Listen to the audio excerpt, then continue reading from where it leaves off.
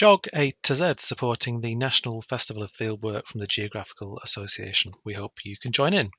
O is for observation. I'm going to share the Ofsted research review perspective on this, that if we allow children time and space to observe and collect data for themselves, if we give them scaffolded support to analyse it and then describe their findings, pupils will then learn that noticing and observing and recording their environment is important. And this has a benefit of immersing them in geographical thinking, and then the key geographical knowledge, the concepts, will then help to be supported in sticking in their memory. Fieldwork is a really important way that we can provide opportunities to draw different forms of geographical knowledge together. To be able to explain what they've observed, pupils must draw on their knowledge of the processes of human and physical geography, as well as their knowledge about locations and spaces and places. So how do we do that in practice in primary? Here we go. Well, if you are eagle-eyed and you were watching the previous video, you realise that I ran out of time a little bit. So I'm just going to finish off with the final few perspectives on what I was talking about in terms of the nature video. And I was looking at the Justin Rolat perspective, the image at the bottom there from the summers that we've had, which have been particularly dry, where the experiment that was carried out, the kind of noticing that we want you to perhaps do and observing with children to do, is to think, well, what colour is the grass? What colour is the grass an indicator of? If it's very brown, if it's very parched, if it's not very lush, if there's not much growing there, if it's very hard, then that water will not be able to soak in anywhere near as quickly.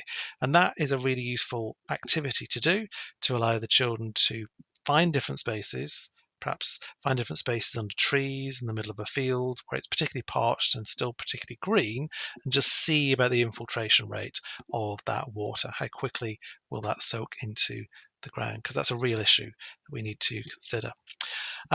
So there's climate change effects local to you that you could observe if you start to gather the data. So be aware, try and go out and about if you can. Try and ask the questions of the local park keepers, the local conservers of those green spaces. What are their stories of what's growing, what's not growing, what's surviving and thriving, and what really is dying off?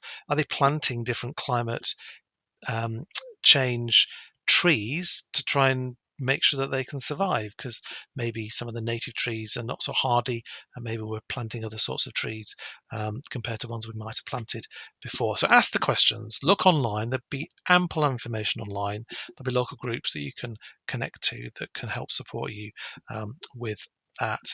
And then of course the whole idea of urban heat islands. Think about where you are in terms of the town or city or village. How shady is it? How much green cover is there? How much open concrete? How much tarmac is there? You'll notice the kind of searing heat of areas that are very covered in dark or absorbent materials that will let that heat out through the evening. So the heat will stay for a long time during the day and through into the night.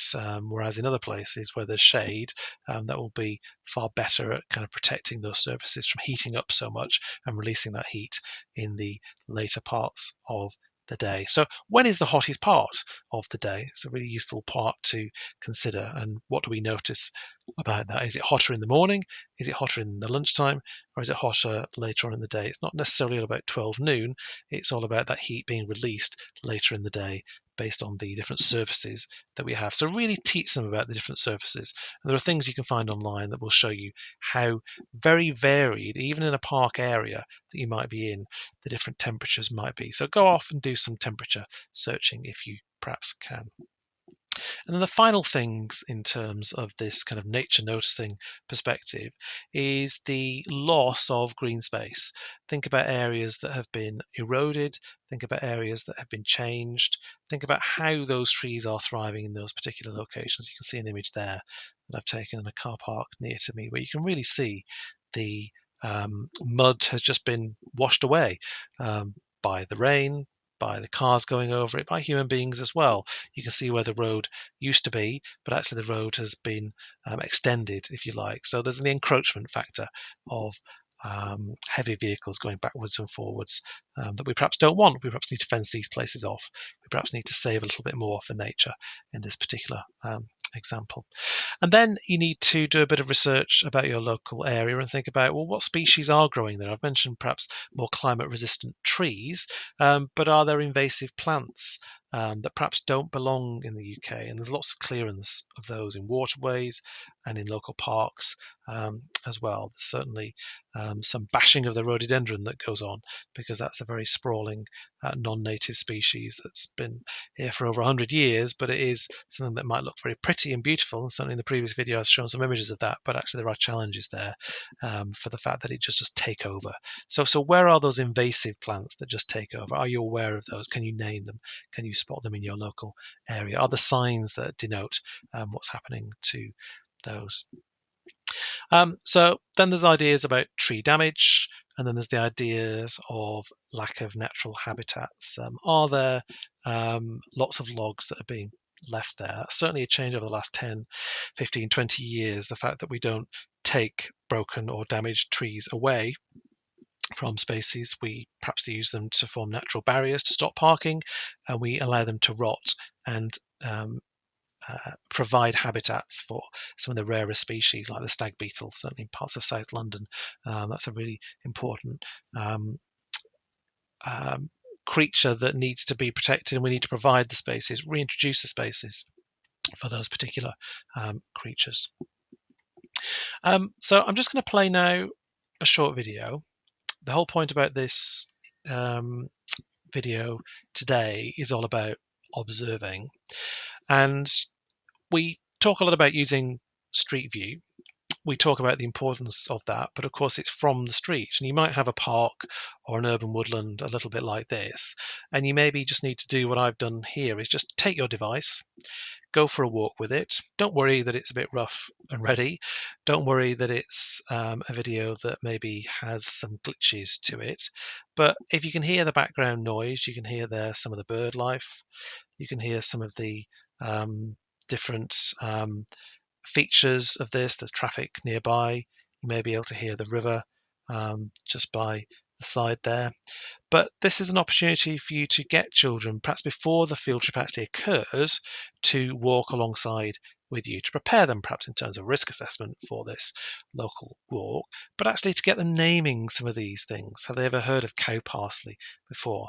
What do they think it might smell like? It's to try and provoke that sense of wonder and awe before we go out there, because there's such a lot going on a field trip. There's maybe the bag they're carrying, the clipboard, but actually walk the route with them, or a little bit of the route, to prepare them for that. Give them some of that key vocabulary, some of those key concepts you want to build up in their heads first before you actually get them out there. Teach them about the nettles. Maybe they've never touched a nettle before. If they're not mindful, they may be touching those sorts of things. Talk to them about the hazards. Talk to them about the everyday things that you will definitely tell them out there again. You'll repeat these things, but you want to perhaps prepare them for these things. I mean, there'll be some loud noises, as you can see here, some noises that they may not be ready to encounter. Is that a waterfall? Is that a weir? Is that the river? What are the different words that we could use here to try and describe what we're seeing? We've got there broken logs. Who's cut them down? How have they fallen into the river? Have they been pushed into the river? Have they been put in there on purpose? So there's a lot of conversation that can go on before a field trip. You could teach them about some great trees like this one, the London plane, a really amazing tree of well over 100 years that will have been in that woodland for a long, long time from before it was open to the public. As well, talk about those footpaths, talk about the undergrowth, try and flood them with the vocabulary, try and maybe do a geographical bingo activity with them beforehand, and teach them about the different things, that pre-teach them, if you like, about the different things that you want them to spot. We're going tomorrow, it's going to be this sort of weather. What season was this? Is it a different season to the one that we're going into?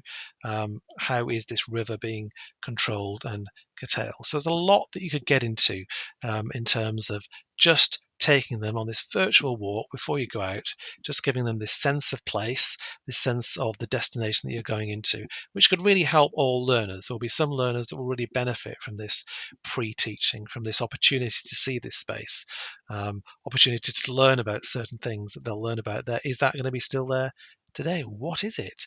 Do we have a specific name for that fungi? How amazing is that? You could say that this was taken 6 weeks ago. Maybe that will have been eaten by somebody. Maybe that would have been eaten by some of the wildlife. Is that something that we could eat? I mean, it's a member of the fungi mushroom family, but we really need to perhaps engage with them on that. And you can really teach them about the different sorts of features, as you can see here, the weir. In this particular stretch of the river, and the people who are caring for that and really controlling that particular aspect. So this could be just part of your park that you're just sharing with some teachers, sharing with some children, and just allowing them to see it before they actually observe it themselves with you. So I could go on about that. There's lots more aspects of that little video that I could show to you, but it's perhaps important just for you to film these things, even if it just gives you that opportunity to think about it before you go. Again, part of that risk assessment process, it gives you that opportunity to maybe show some TAs about where you're going to stop and the sorts of things that you maybe want to talk through with the class. Just an important part of that opportunity to think before you go, think before you experience. And find the opportunities that there are wherever it is that you're going to. Okay, just finally then, here are some rules for geographical looking. So this is a resource that you could perhaps do for children, with children, before you actually go out there. So you show them a video like that, and then you get them to think about the possible rules for being great lookers in geography. How are we going to be geography spotters?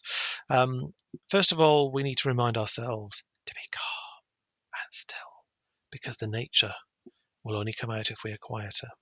Then we need to think about the senses. We're going to be looking, but we're also going to be listening. Maybe occasionally, cow parsley, for example, we might smell and gently feel some things, but only things that we are told to feel. We're not going to taste them, of course.